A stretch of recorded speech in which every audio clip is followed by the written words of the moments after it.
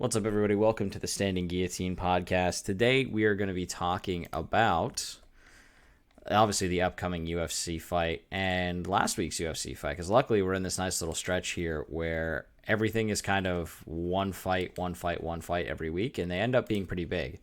That last week's fight was Vettori versus Cannonier, and then coming up, we have Emmett versus Topuria. Both have not necessarily instant implications for the belt, but I feel like it's more like one fight away for both of these. So first, let's focus on the Vettori and Cannonier fight. And the first thing that I want to start with is, where was this version of Jared Cannonier when he fought Israel Adesanya? The man put up a record number of strikes over 5 rounds and just looked way more aggressive. Like, if we go back to that Adesanya fight, I honestly think he threw like less than 80 punches. Who has a better record, Cannonier or Vettori? So Cannonier's 17 and most strikes thrown or most strikes taken to the face. Oh, okay. I thought you meant I mean that's a pretty impressive record, and part of the reason why I think honestly it'll stand up. Wait, that's a real record, isn't it? Like, he got punched in the face the most times. Yes. Ever. So not only was it significant strikes to the head. That's terrible defense. In a way, but when you're a fucking orc, you don't have to play defense, dude. When your head is literally a fucking rock, what do you need to do? I thought that he was dead. I'm amazed that he's not more damaged than he is, but I mean, he is Marvin Vettori, dude. He's just... Was it the third round that he just looked like he was dead? Yeah, I mean, he always kind of looks dead. No, like, dead. I mean, if you look at his fights versus, like, I'm trying to think back, like, one of the ones I watched with him versus Adesanya, right? It's like, he's literally a zombie just continuing to come forward. Man does not give a fuck. And just like, he will eat shots and just keep coming at you, keep coming at you. I mean, if you look at his fights, right? Like, he's gone to absolute wars. So if we look at going back to even like 2020, right? He is on an unreal streak in terms of just how long he's been in the octagon. So against Jack Hermanson, right? 5 rounds, 5 5-minute rounds. Against Holland, 5 5-minute rounds. Against Adesanya, 5 5-minute rounds. Against Costa, 5 5-minute rounds. That's all consecutive. Then he finally gets a couple of easy matches, right? Whitaker, 3 rounds. Delete 3 rounds. And then another 5-rounder with Cannonier. I mean, the guy's putting up a ridiculous amount of time in the octagon, and he's getting hit a ridiculous amount. So, yeah, like, it's crazy. Even when he fought Adesanya the first time back in 2018, it was a full, like, to decision. The man just, like, he's going on a streak right now all the way back to 2018 of straight up just, he's going way back. We're talking 2016. You get punched in the face, dude. Yeah. I mean, literally the last time that there was a finish for Marvin Vettori, 2016, he got the win via submission. Otherwise, he's just in there swanging and banging. It's like, it's kind of crazy when you think about it. That's a very impressive stat in and of itself, but it's also like just bad fight management. Either he's not finding windows to end these fights by decision, or he's not doing enough risk to reward ratio, right? Like, he's not putting himself in a position to win by potentially, like, even if there's a 99% chance he wins and a 1% chance he loses, he won't do it. What's up? This last fight, he had a lot of volume. Yeah, so he had a lot of volume, he had a lot of leg kicks, and it showed like a lot of development to his striking that just kind of wasn't there. Yeah, it went out the window. But what's interesting though is, like, Cannonier is just a really good striker. And I don't think a lot of people, like, they probably mentioned this, but like, him moving down in weight was one of the smartest things he could have ever done. Like, he looks revitalized. What was it, light heavy? Yeah, he looks revitalized in this division, and he's getting to 40. Like, he's getting closer to 40. Right. That's absolutely insane. He's better in his 30s than he was in his 20s, and that's not really a thing that, like, in his late 30s than he was in his late 20s. That's not really a thing that you say of UFC fighters. Right. But if we look at Cannonier, right, like, I think, so we know what Cannonier's capable of, right? Like, he beat Strickland. He beat Vettori, and he beat Vettori bad. Like, yeah, it went to decision, but it only went to decision because Vettori is like an elite punching bag. There's no other way to really describe that, right? I don't think that record's going to be broken because you're not going to find somebody who's either A, stupid enough, or B, a brick wall enough to take that many punches. Oh, no. But if we look at it, right, that to me speaks to just how good Israel Adesanya is. And, like, I know that's a weird take in the sense that, like, yeah, we know Izzy's good. But you take someone who can throw that many punches, who can throw, like, more than 250 punches, significant strikes. You're saying that the way that Cannonier beat Vettori, you can give that W right to Adesanya. What I'm saying is, yeah, so like Adesanya being able to neutralize a striker like Cannonier. Yeah.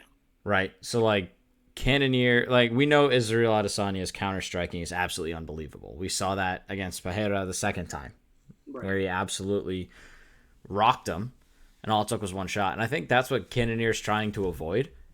But again, that argument that I have with Vettori, right? There was a time where both of them were kind of hurt, right? Yeah, I mean, that fight was really ugly. Like the Cannonier, I think that one was on my birthday. Cannonier Adesanya. I think Adesanya came out. He was doing the Undertaker thing, right? Yeah, that was my birthday. He came out doing the Undertaker thing with like the holding the ashes that was supposed to be like Jared Cannonier, and he just didn't do anything. He didn't have to. Right. Cannonier didn't give himself a chance to win, and all Adesanya had to do was stay at range and poke him and outpoint him, basically. It was a very boring fight. Well, it's like maybe you just got lost in the twilight of it all. Yeah, I mean, when you think that late in your career, this could be like your only chance. You're thinking to yourself, you get hyped up, and then you just kind of get lost in that. I don't want to do something stupid, but you get paralyzed into doing nothing. Too big. Yeah, I mean, I think at this point, though, right, say you're in your late 30s, if you get the chance. Who's number 2? So number 2 is Whitaker. Or no. Number 1? No. Yeah, sorry. I always think of the champion as number 1. I know that's stupid, but I always think the champion is number 1. If we go to the rankings right now, we have Adesanya. No, Pereira is 1. I was right. Whitaker is 2. Yeah, that's what I said. Yeah. So Whitaker, then Jared Cannonier is now really 3. He is moving up. Right. And Cannonier is technically number 2 because he's at 3 now, and Marvin Vettori is down at 4. And then somehow Duplessis got moved up to number 5. I think that's to make it a little bit more legitimate when they try and sneak him into a title fight. Well, they do that shit, dude. Yeah, I mean, I don't know why Paulo Costa went down. He didn't do anything. It's not his fault. But they just were like, you know what? Nah, fuck this guy. We're going to sneak Duplessis in because I think they're really trying to cement that argument. Like, if he beats Whitaker, I think that makes the belt. Now here's the question, though. Let's say Whitaker wins. Yeah. You now have Whitaker versus Adesanya. What is this, 3 or 4? Right? It's the same situation that you find yourself in with Max Holloway and why am I blanking on? It's Volkanovski. Did you see who he's fighting? Who? Holloway. Is it confirmed, or is it the fake thing that I got tricked by? Wait, what did you get tricked by? It was that he was moving up. To fight who? To fight, who was it? He was moving up to fight Oliveira. No, he's fighting the Korean Zombie. You think that's legit? It was on an MMA page, like a legit MMA page. Yeah. I mean, someone said that he confirmed he was moving up in the Ariel Helwani show, and then I listened to it. And then Kai France. Carl France is moving up? Wait, I don't know if these are just hypotheticals or. I think they might be hypotheticals. It's an MMA fight because I just looked at one that said Henry Cejudo versus Marlon Vera. So that is actually scheduled to happen in Boston. Yeah, UFC 296. Yeah, that's in Boston. Wait, is it really? Yeah. So I was going to talk about that. Chito Vera and what's his face and Cejudo are scheduled to fight at UFC, which I think is absolute dog shit because now Corey Sandhagen is fighting Umar Nurmagomedov. So Corey Sandhagen, despite beating Chito Vera is having to fight down. August 26th in Singapore. All right, might be. I may have just missed that announcement. It's possible. I've been a little busy. Yeah, I'm looking at it now. Okay. Yeah, because it's right before the Corey Sandhagen versus Umar. Yeah. And then September 2nd in Paris is Cyril Gane versus Sergey Pavlovich. Spivak. Oh, yeah. That makes more sense. Because Pavlovich should be heavyweight. Number 4. He was number 1. Who was? Cyril Gane. Yeah, it's for me, it's still showing Cyril Gane as number 1. Pavlovich is 2. And then Sergey Spivak is 8. I think this is going to be a good fight. Kai Kara France versus Manel Kape. Yeah, I mean, it's about time Manel Kape got a fight. Well, Kai Kara France has to fight somebody because he got fucked. Yeah, I mean, that was a highway robbery. Let's be honest. Amir Albazi didn't win that fight, but we all know why they're doing that. Why are they making that fight? What? Why are they putting Cejudo versus Vera at? No clue. I mean, does Cejudo... I don't think either of them have ties to Boston. I guess it's a money draw. Yeah, I mean, like, with those big title fights, right? That's probably your co-main event. No, the co-main event's going to be... Oh, you're right. You're right. The second title. Zhang Weili. Yep. Yeah, sorry. Totally forgot. I forget about women's fights. If it's not Amanda Nunes, I don't pay attention. I was trying to see who was 6. I remember who went up to 6. But, like, what are they going to mark? What is, like, Cejudo going to do? Like, come out if, like, Sean O'Malley beats him? Are they going to... March him to the middle of the ring and challenge him right there? I could see it. Or maybe this is, like, a shut the fuck up to... This is, like, Aljo, because Aljo bitched and complained that it was too soon. Yeah. I get that. You know what I mean? You know, like... I mean, did you see the Ferrari that he got out of the deal? Or maybe it wasn't a Ferrari. Maybe it was a Lambo. I think it was a Lambo. Who? Aljo. Dana White gifted him a Lambo. For what? For being a bitch. Not Sterling. Dana. He was being rude to him, so he gifted him a Lambo. Trying to get some good press. Ooh, that would be a good fight, dude. What one? Shavkat Rakhmonov called out Kevin Gastelum. Yeah, so that Gastelum finally responded. Yeah, he said yeah. Yeah, so that's exciting. At 170? Yeah. Dude. But yeah, so Dana White gifted Aljamain Sterling a Lamborghini worth 652,000 pounds sterling, which makes sense because it's Aljamain Sterling. But yeah, literally a new Lambo as a way to apologize for calling him out on social media. Because he's like, that's not how I should treat champions kind of deal. And like, good. Dana White admitted he was wrong. But if I'm Aljo, I'm like, all right, cool. So I just got a Lambo. Couldn't I just take that money in cash? Like 625,000 pounds. He's saying like, because he was like, I'll probably just give him like a good job. But yeah, well, that was kind of his like, you know what? You're right. I shouldn't be putting my champions in a spot like that, making them sound bad. Because like he really was doing a lot to undermine Sterling. Yeah. Like public opinion on Sterling has been like never been lower, and that's not a spot where you as a fight promoter really want your fighters to be in. Because like, let's say he does beat O'Malley. Right? Let's say he does lock down the division. Which is likely. If that's the case, and you've just badmouthed your champ, and the guy's going to be around for a minute, that's not really a spot you want to be in as the promoter, right? I mean, look at the situation he was just in with Ngannou, right? Like, I understand under contract negotiations, it's a little different, but he just lost a fighter out of bad faith, like negotiating in bad faith. I could see that being a problem for Sterling, but this is a way for him to try and mend fences. So I can appreciate the gesture, but I'd be hilarious. Like, I don't think people realize this, but the insurance payments on that thing are going to be absolutely ridiculous, and you know Dana's not picking up the check on that. So it's almost like I would rather the cash than the gift, but you know it is what it is.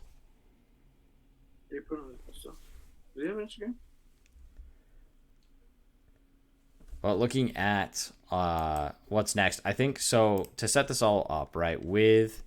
I don't think this fight right here gives Cannonier a second chance at the belt. I still think the winner of Whittaker Duplessis is going to end up with the belt, but I do think it raises an interesting question. You already said that. No, I know, but like he's banking on Duplessis being the winner. Do you really want Whittaker fighting again? Because if Whittaker wins, you theoretically, just because of all the rankings fuckery, you could get away with putting Jared Cannonier in a title fight again. And Cannonier realistically has got more, I don't want to say he's got more motivation than Whittaker, but he's got less time, less opportunity. Well, you put Whittaker through the ringer, dude, and put him up against Cannonier. Yeah, I mean, that'd be brutal. I mean, what else you do? Like, I think what happens, so if Duplessis wins, the ideal situation for the division, right? Duplessis wins, Duplessis fights Adesanya. Not going to win. Right. But again, we're talking headcanon, right? This is what's going on in the mind of Dana White. If Duplessis is able to win, you have your championship fight there.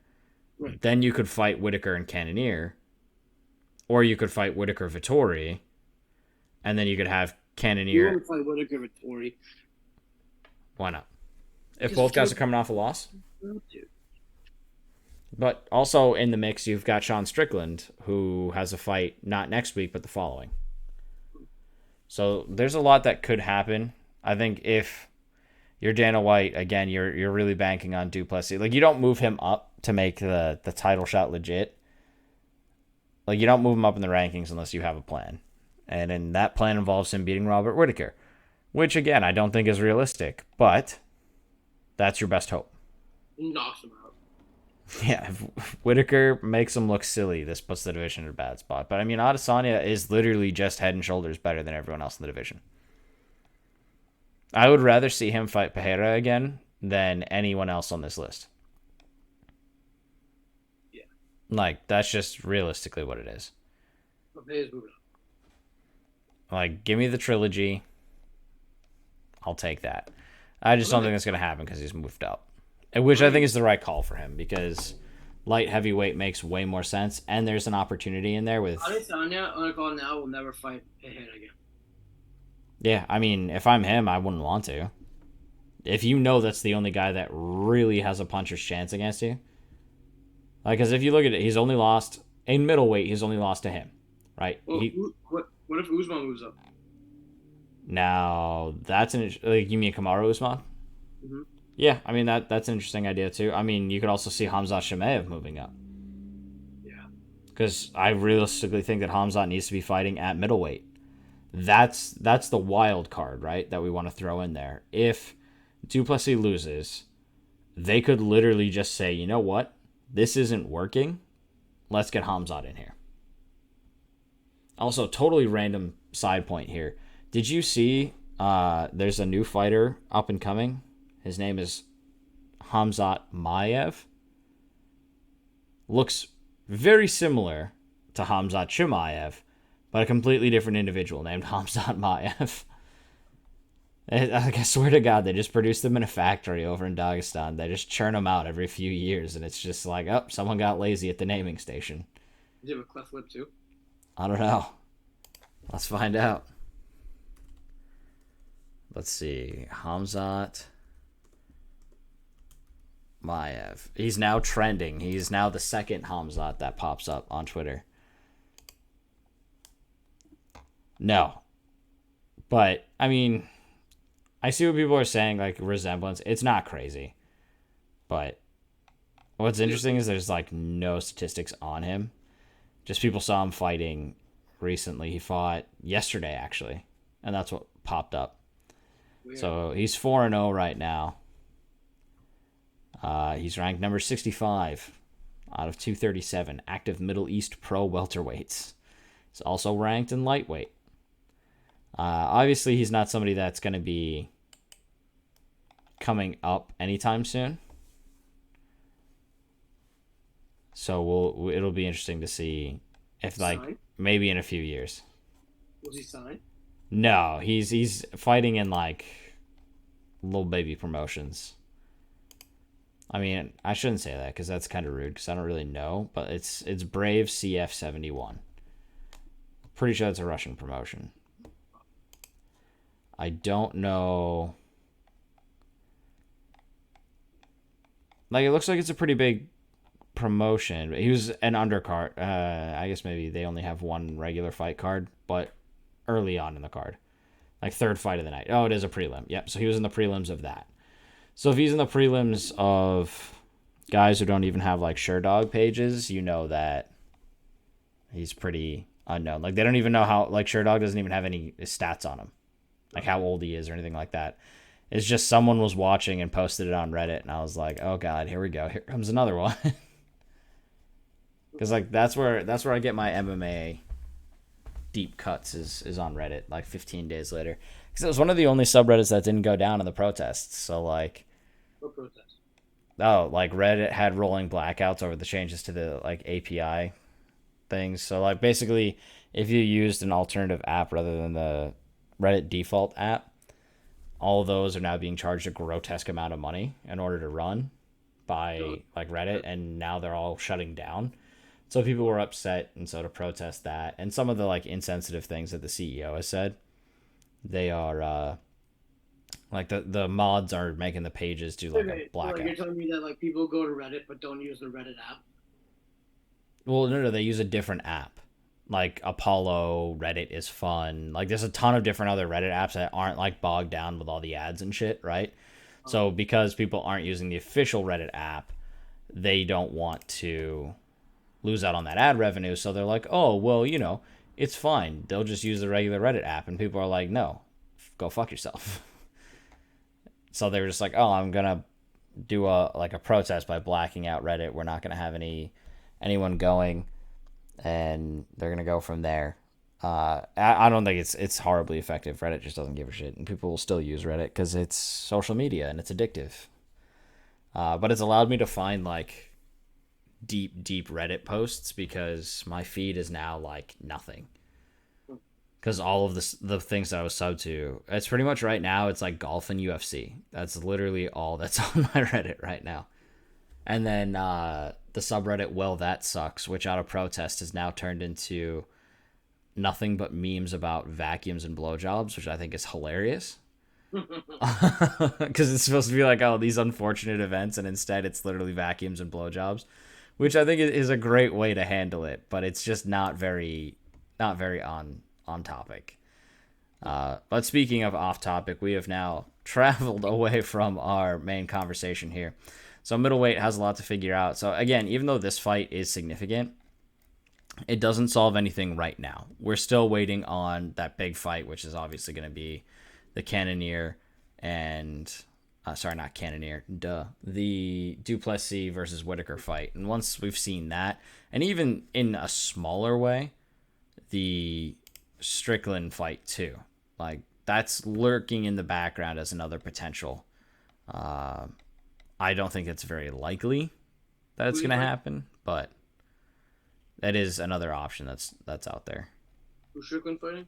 Magomedov, but, like, not.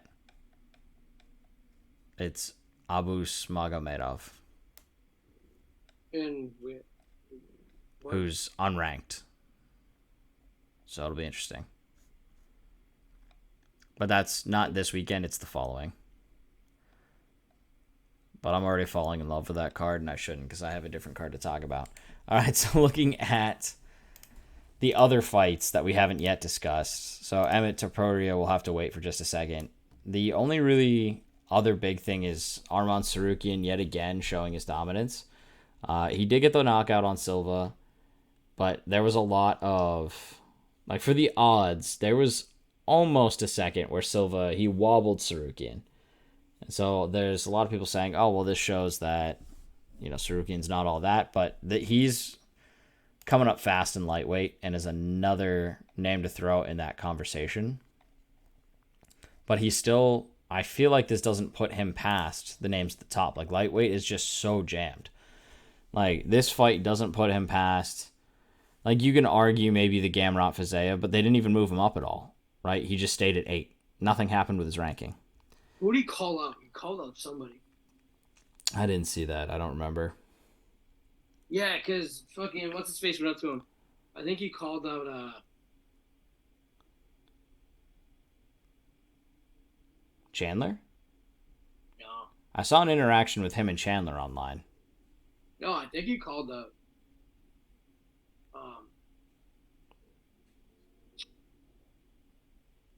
Fuck. Yeah, he called out fucking Islam? Yeah. That's bold.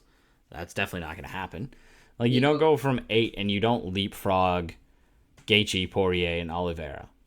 And then what's his face was like, he was like, well, let's just talk about this fight.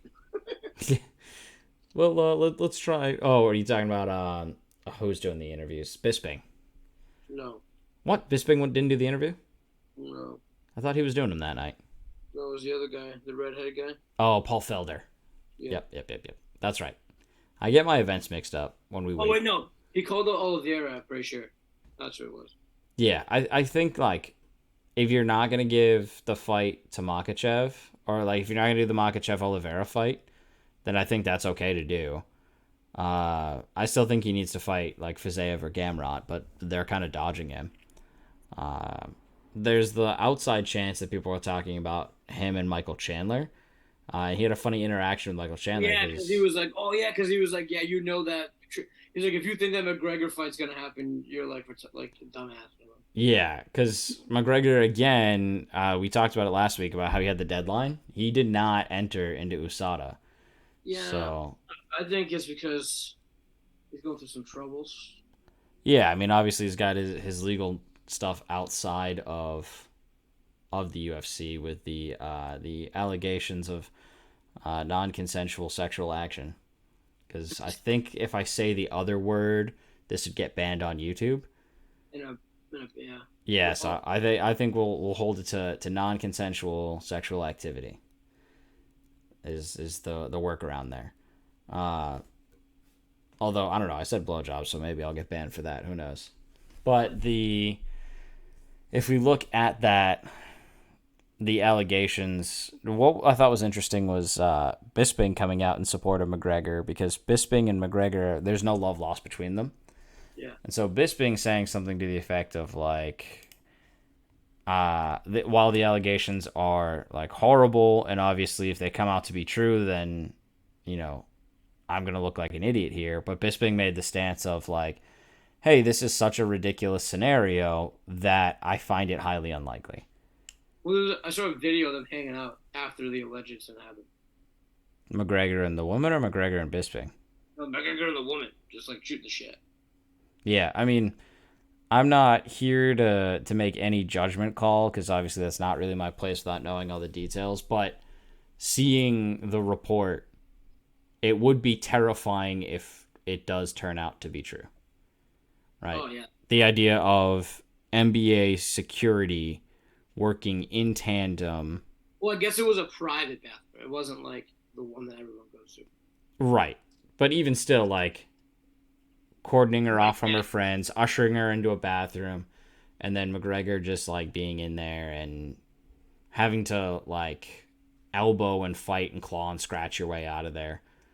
Like, that would be a horrifying situation.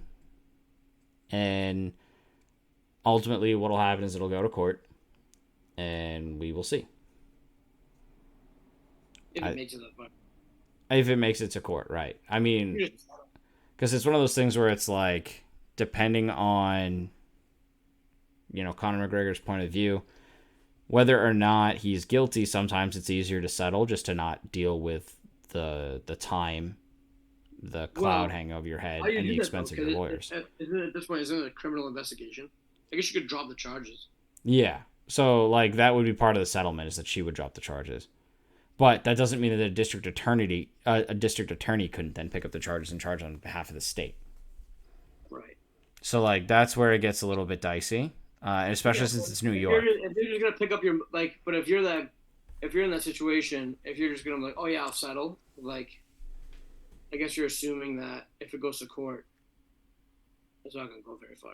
To an extent, but we've also seen cases where, like, people have settled because going to court paying your lawyer, going through all that distraction, the time that it consumes is worth more than the settlement money would be. Like that happens a lot with Yeah, but in the case of like the court picking it up, when they need a victim. Yeah, I mean, if she's like, I'm not gonna testify, like then you could be held in contempt of court, so they could hold that over her. So like if you're refusing to testify, right, then that's like obstruction of justice. Yeah, but she's the victim, Yeah, but I mean, I don't know. Like I'm not the New York ADA. I don't know how all this goes. I'm not nearly a legal expert, so the one thing that I like could see is this getting ugly. But like I know it's weird to compare the two, but with like patent lawsuits, what a lot of people do is they'll sue musicians and say, oh, hey, I actually wrote this chord progression that you used in your song. Or like I own the patent to this chord progression from this song like 50, 60, 70 years ago. That just happened.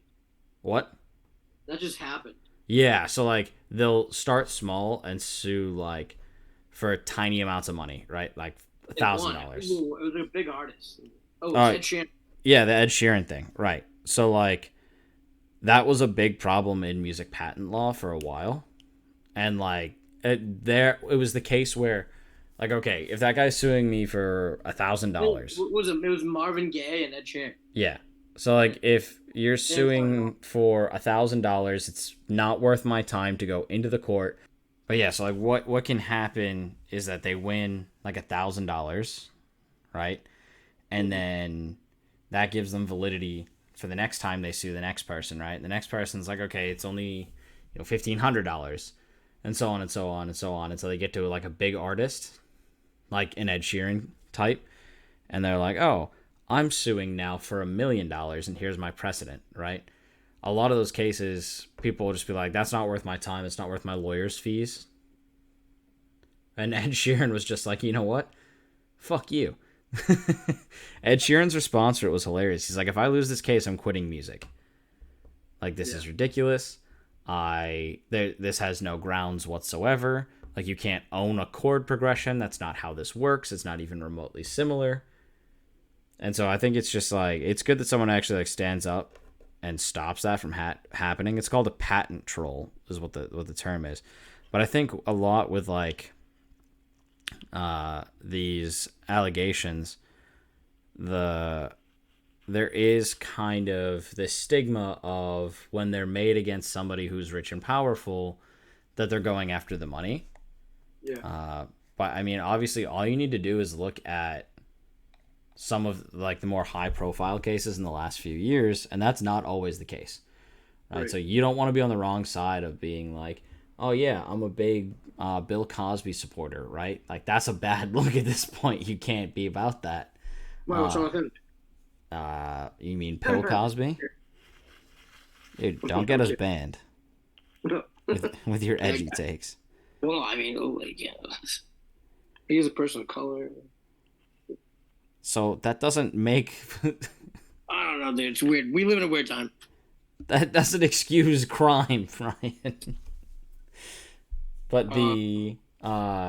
with even like Harvey Weinstein, right? Like, I'm not gonna be out here with a free Harvey sign around my neck. Like that's just not the look. So again, it's one of those deals where it's hard to find the balance of wanting to trust people when they say things like this because it is such a serious thing. Yeah. But then if you look at the amount of like high profile cases that are out there, where, the person isn't being truthful and how damaging that can be. The one that like springs to mind is there's like the Baylor football players. Do you remember how like destructive that was? Or Duke, lacrosse. Yep. Like there's a lot that comes in there, and it's like, and that's not even targeting somebody who is rich and powerful, right? That's targeting someone who may one day be, which is a wild take. A lot of parents, their parents were rich and powerful. Yeah, I mean, if you're playing lacrosse at Duke, it's probably a stereotype to say your parents have money, but it's also probably not wrong. There's a couple chats. Wouldn't be shocking. It was terrible. Great documentary on 30 for 30 though. I actually haven't checked that out. I'll have to do that. I'm on a 30 for 30 kick right now. But speaking of controversies here, I want to tie back to the card and touch on two more fights from this card just real quick. And this is the Dan Argueta Ronnie Lawrence fight. Did you see that where it was ruled a no contest because they thought he tapped? He tapped the tap that didn't tap. Yeah. The tap heard around the world. It certainly was not tapping, that's for sure. But he pulled his hand back. Yeah. What I think is absolutely crazy about this whole situation, though, is like if we look at this night as a whole, the best referee on the entire card was Herb Dean. I don't know, dude. There was one like someone got knocked out, and Herb Dean was across the ring. Yeah, but I mean, like that can happen, right? But It was the Etrusian one, and he like fucking no. It was someone clipped someone with an elbow, like a ferocious elbow. No, that wasn't Herb Dean. You're talking the Manuel Torres Nicolas Mata one where he did rock him with the elbow out of nowhere in the first round. Is that the one, or are you talking about the one where he slams him and then elbows him? No, I could have been watching like an older fight. Because there were two elbow KOs technically. You know what I'm talking about? No, I'm talking about. I'm getting my fights mixed up because I watched over the week. I was watching like the throwback like the rise of like the middleweights. I think it was, and it was old. It was an old what was it? It was an old fucking Spider Anderson Silva fight. Yeah, I mean, like that. Yeah, he just destroyed this guy, and then he came down with like two haymakers on the ground. Herb Dean was like, "Whoa!" Yeah, I mean that is something where like he's definitely been one to criticize in the past. So it's crazy to me that he was like the best on the card, which is not a good thing. That's bad. But then later on. So the same referee who called that one, which was Keith Peterson, who did it was a tap and it wasn't, and then it had to be ruled a no contest. He was later on with the elbows on the ground. Who was that? Oh, why can't I find it? It was originally a KO, and then they ruled it as a unanimous decision. I think it was... Was it the Carlos Hernandez fight? Yeah, it was the Carlos Hernandez fight. So Keith Peterson was there too, and Hernandez looked to have finished at the end. With the whistle blow? No. So what happened was there was an incidental clash of heads. Oh, I was reading that. Yeah. Yeah. It was someone was like it wasn't a clash. It was like they definitely bumped heads, but it was in a it was in a grappling position, and it's really hard to tell whether that's what knocked out Bonder or if it was the slam to the ground. Because, like, they bumped heads and then he slammed him. 50K knockout. Oh, because he threw him. When he threw him, when he threw him and his head hit. Yeah, he threw him in his head, and then he came in with the elbows. But, like, that fight should have been ended as soon as it hit the mat because he was out when he hit the mat. Whether he was out before he hit the mat or because he hit the mat, that's where the argument is. So like, there's the possibility that the clash of heads caused that, but it definitely opened up a big cut on his head. So like, I understand it, but it was like one of the worst situations. It doesn't matter if. Because when he slammed him, like, so you're saying like either the headbutt knocked him out or he right. was knocked him out. Oh, okay. Yeah, because it's either. Then it's a fine. But if his head knocked him out. Right, then at that point, it's not ruled a no contest. If they really thought it was the head, why did they call the fight? They did call the fight. No. Say it was no contest. Oh, because at that point, they could get by with a technical decision because it was far enough in the fight. So, like, the difference between that one and the last one was that it was far enough in the fight, whereas, like, the... Oh, yeah, does it have to go over a round and a half? Yeah, I think it's got to go at least half the fight. Yeah. And if they can't come to a decision... But, like, Hernandez won that fight. Like, it was a 30-20... Like, it should have been 30-27 for all three rounds. Yeah. Or a 10-9 for a 30-27 finish. Like, he won that fight hands down. It was an easy one to make. It was just kind of really ugly ending, and Keith Peterson was real late. Dominic Cruz was having the night of his life, though. Just giving Keith Peterson shit, because there's no love lost between Cruz and Peterson, which I think was great. Like, I love Dominic Cruz. If he ever decides to stop fighting, then I need him on the call more often. He's been good.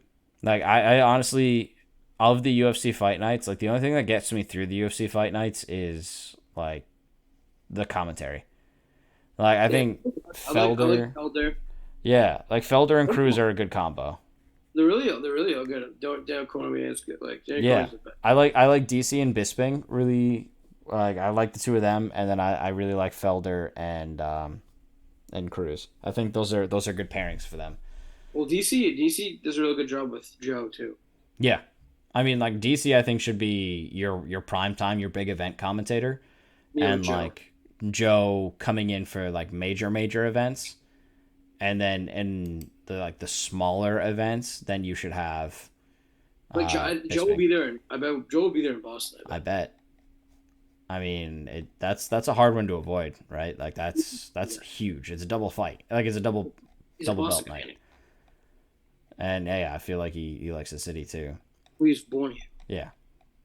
But looking ahead, after the controversy of that one, we have next week, which is great for people who don't watch on ESPN Plus, and also people who want to get to bed at a decent time. Because I swear to God, I fell asleep.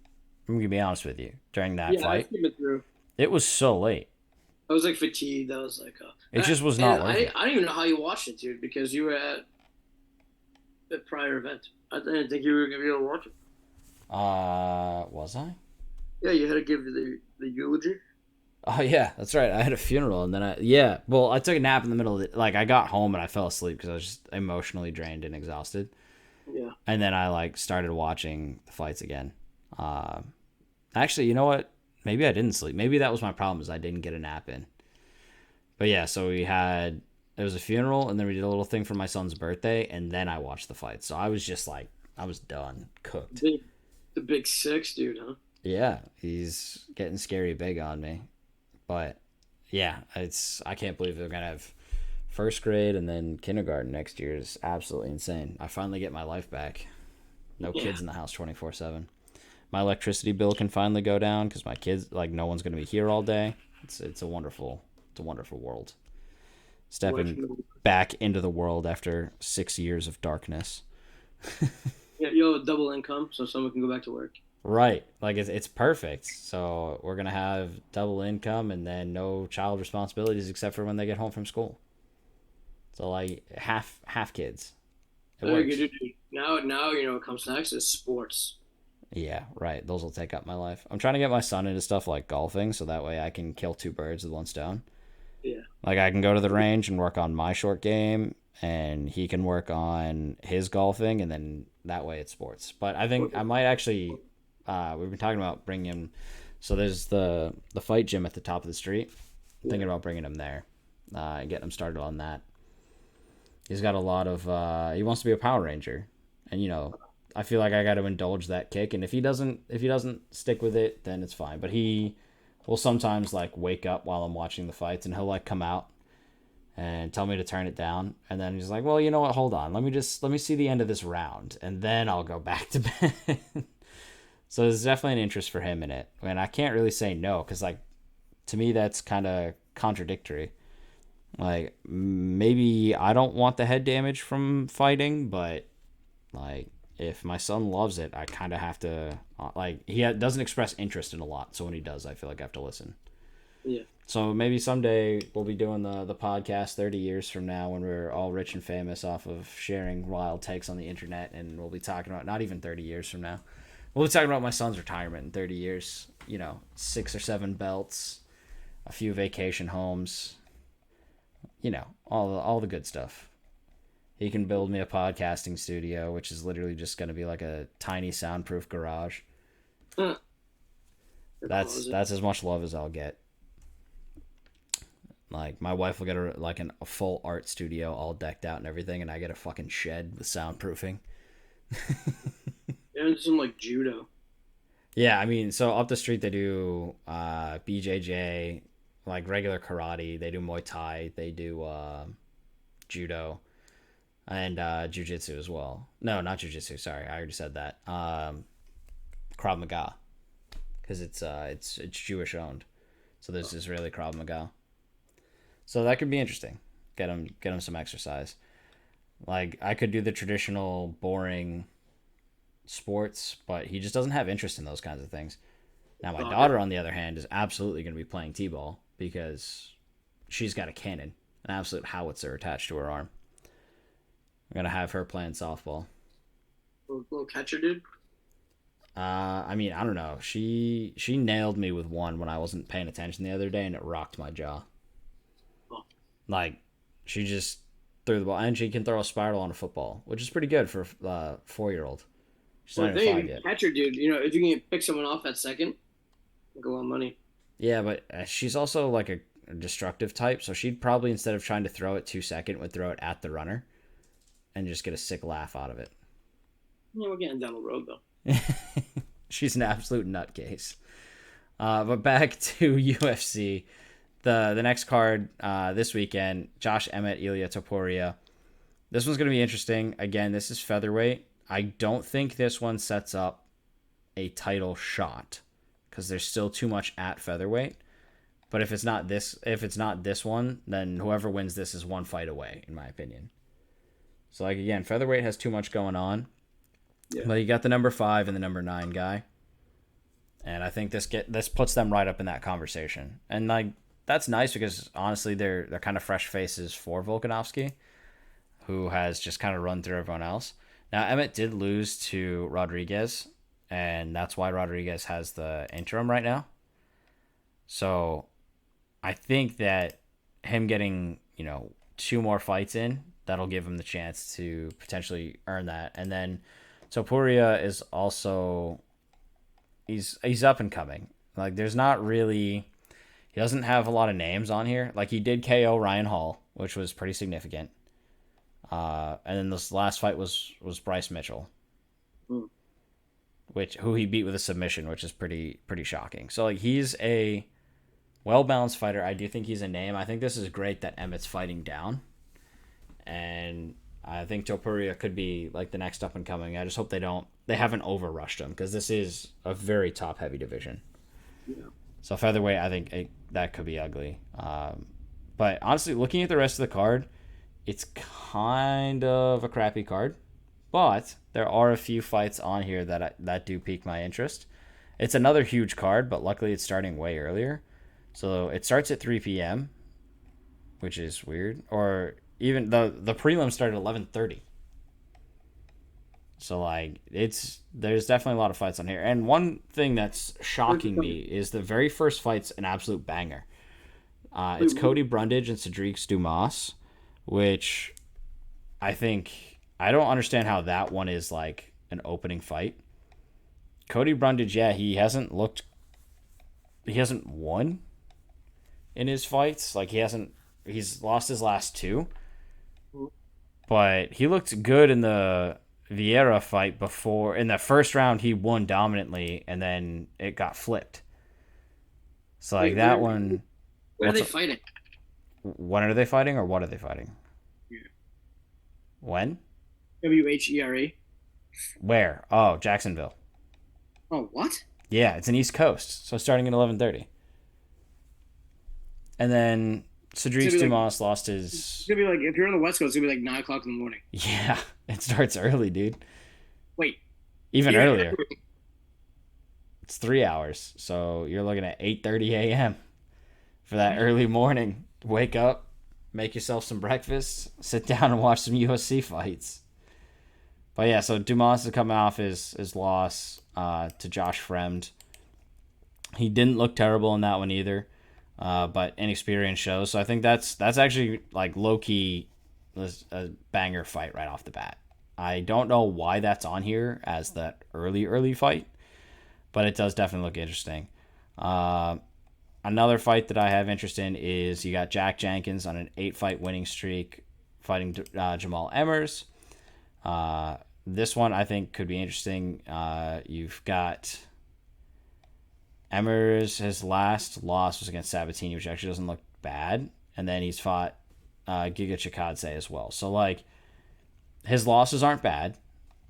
His wins aren't great. He's kind of hanging around the division. And then you have Jack Jenkins, who they seem to try to be pushing forward. He's 11-2 with an 8-fight win streak.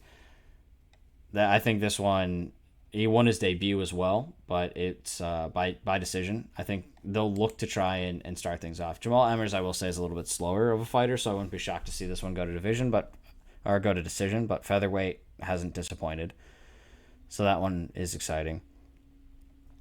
Let's see. There was one other one or two other ones. Obviously, Neil Magny, Phil Rowe is going to be an absolute banger at welterweight.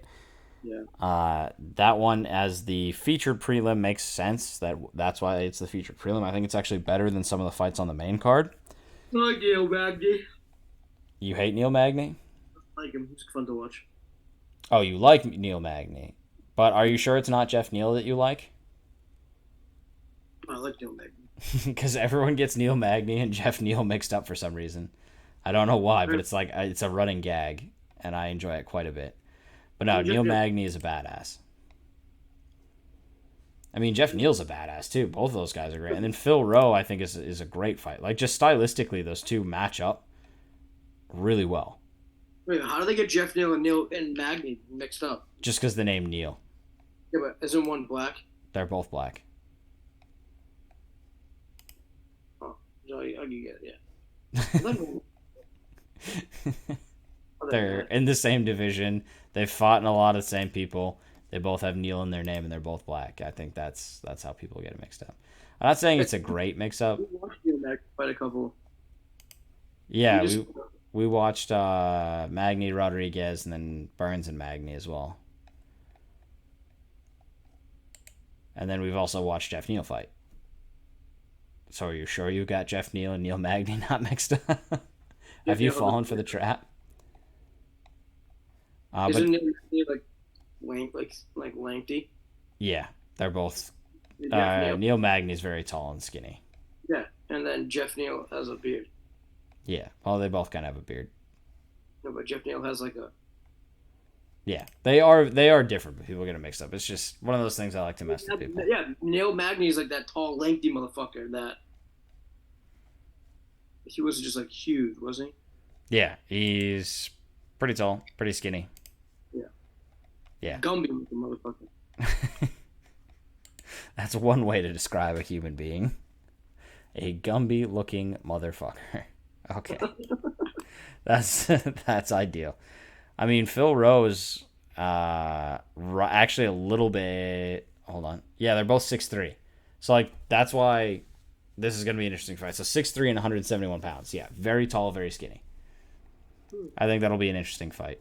But then right before that, you have Randy Brown and Wellington Turman, which is one of the most ridiculous names I've ever heard. But both guys are coming off a loss and looking to get things started. This one is not necessarily the most American name ever. Well, he's Brazilian. What? Yeah, Wellington Turman is Brazilian. No, Randy Brown, dude. Oh, Randy Brown? Yeah. That's an all-American name right there. That guy is 100% an all-American wrestler. Yeah, he's just... Like, I don't care if he's never wrestled before, and if he's from Jamaica, he's 100% a all-American wrestler. That's just the name of an all-American wrestler. These guys... Like just rides as John Deere.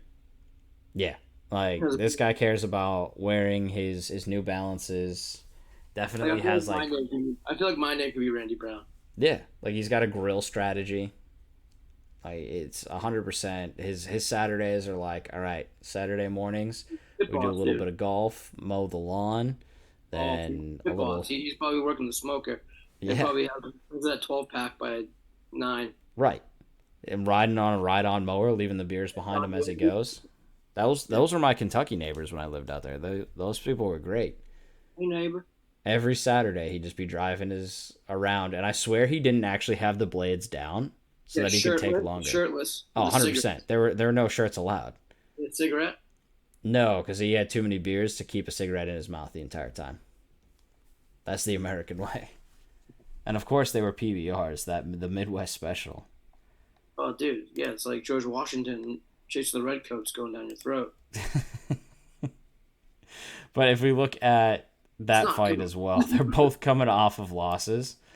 Uh, and both of them, if they want to get something started, they've got to get a win tonight. So, like, I personally, I like to focus on fights that have a little bit of a conflict to them or a little bit of reasoning behind them.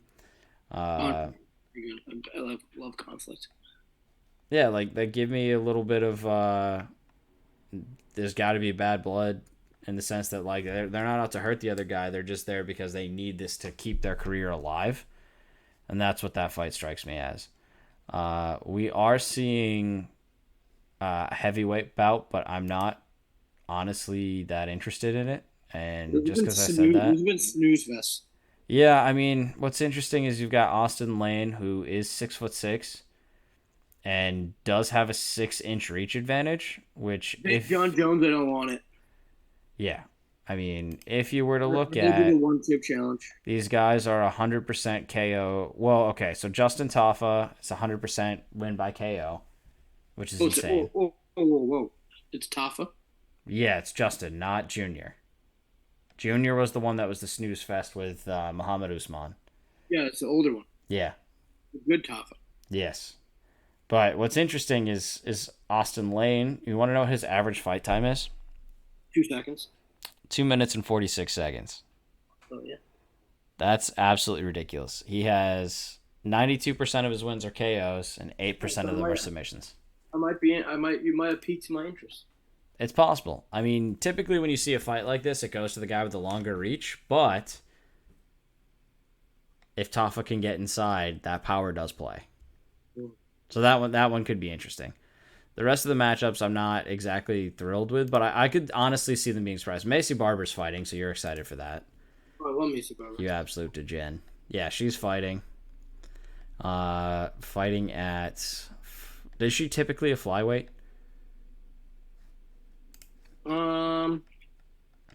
She's fighting at 125. Yeah. I think she goes back and forth. Yeah, okay. Because I'm looking at this. Huh. Yeah, so Macy Barber, and it's weird because they're both ranked 11 somehow. Oh, okay, Ribas is moving up. So Rivas is ranked 11 in straw weight, and she's moving up to fight Macy Barber, which I think kind of puts Macy Barber in a good position, just like wrestling-wise. Like, if that's your natural weight versus someone trying to move up. I mean, it's 10 pounds, but we've talked about how 10 pounds is entirely different in the women's division. But I will say for Rivas, she's got 88% takedown defense. So, like, we're talking... That could neutralize the size. What's up? She's no Paige Van Zandt, but... Yeah, I mean, 88% takedown defense is no joke. But I don't know in how many fights that is. What a cookies.